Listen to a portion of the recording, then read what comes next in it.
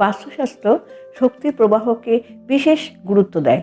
এটি এমন একটি শাস্ত্র যে নেতিবাচক শক্তি প্রবাহ দূর করে ইতিবাচক শক্তির প্রভাব বিস্তারের পথ দেখিয়ে দেয়।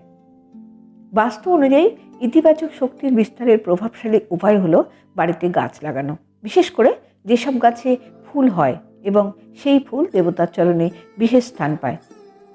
এই ফুল গাছগুলি বাড়িতে রাখলে ব্যক্তির ভাগ্য চমকে যেতে পারে। কিছু ফুল গাছ ব্যক্তির জীবনকে উন্নত করতে পারে। এই রকমই একটি প্রয়োজনীয় গাছ হলো জবা গাছ, যে গাছের ফুল মা কালীর বড়ই প্রিয়।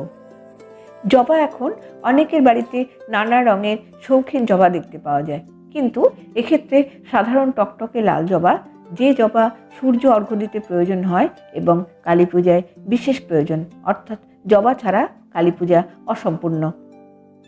জবা ফুলকে বাস্তুশাস্ত্রে অত্যন্ত শুভ বলে মনে করা হয়। জীবনে আগত সমস্ত দুঃখ কষ্ট দূর করে এই ফুল।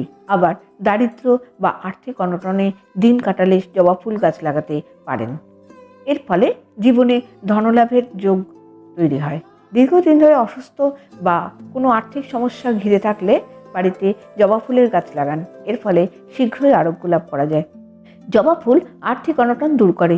সঠিক দিকে গাছটি লাগাতে হবে। কোনো ব্যক্তির কোষ্ঠীতে সূর্যদোষ থাকলে তারা বাড়ির দক্ষিণ পূর্ব কোণে লাল রঙের জবা ফুল গাছ লাগান। এই উপায়ে শীঘ্রই সুফল লাভ করতে পারবেন।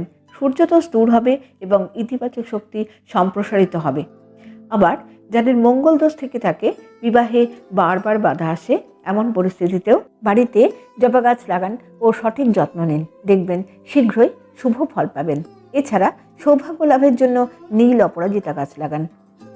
বাড়ির উত্তর দিকে বা পশ্চিম দিকে এই ফুল গাছটি লাগান। এই ফুলটি সকল দেবতার প্রিয়। সঠিক দিকে লাগিয়ে যথাযথ যত্ন নিন। পরিবারের অসুখ বিসুখ না ছাড়লে সোমবার করে নীল বা সাদা অপরাজিতা দিয়ে শিবের পূজা করুন। পুজোর পর সেই ফুলটি এক টুকরো সাদা কাপড়ে মুড়ে রান্নাঘরের উত্তর পূর্ব কোণে রেখে দিন। এর ফলে বাড়িতে পজিটিভ এনার্জি বাড়বে। বৃহস্পতি অথবা শুক্রবার অপরাজিতা গাছ লাগান। নীল অপরাজিতা গ্রহরাজেরও ভীষণ প্রিয়। কোনো পুষ্যা নক্ষত্রে নীল অপরাজিতার মূল তুলে এনে শিবের ধ্যান মন্ত্র বা নমঃ শিবায় মন্ত্র বলতে বলতে একে প্রতিদিন ধূপ ধুনা দেবেন।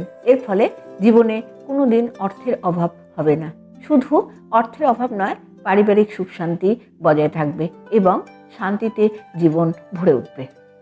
ভিডিওটি শুনে যদি আপনাদের ভালো লাগে তাহলে একটি লাইক দিয়ে অবশ্যই চ্যানেলটিকে সাবস্ক্রাইব করবার অনুরোধ রইল।